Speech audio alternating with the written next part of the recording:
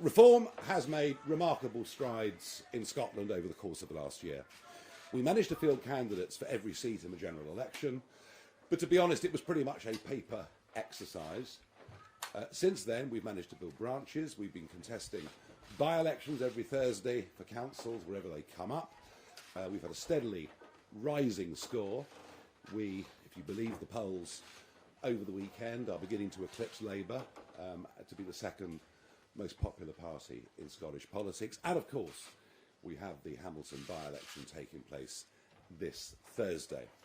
But the purpose of this visit, and I guess it was really the news that Harbour Energy were laying off yet more people, the fact that this industry is in serious decline, and that to a large extent it is wholly unnecessary.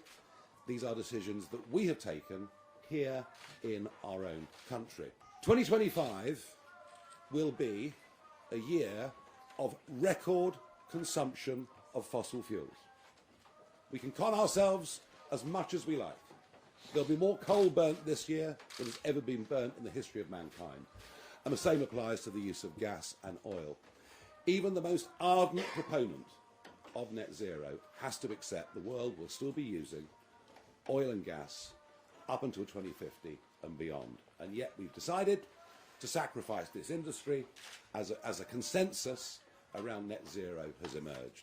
Of course, I say net zero, it isn't really net zero. All we're doing is exporting carbon dioxide production. And into the bargain, we are seeing Scotland and many parts of England and Wales literally deindustrialising before our very eyes.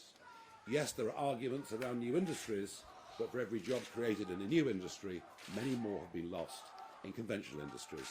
We now have the most expensive energy prices, commercial energy prices in the world, and the whole thing is complete and utter madness. Richard Tice and I have been standing up and fighting and speaking on these issues for many, many years. Okay, so I can tell you this, we've not heard these sort of chants or tweets in England now for a very, very long time.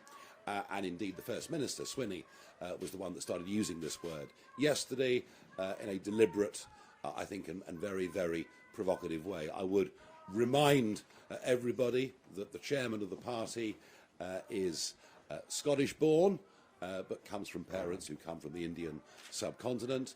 But we don't talk about race at all. We think everybody should be treated equally. We object very strongly to the segmentation of people into different types.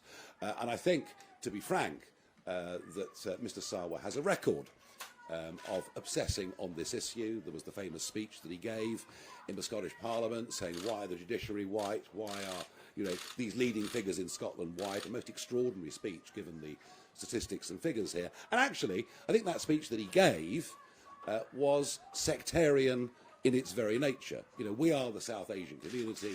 We are going to take over the country and take over the world. He didn't say any such thing.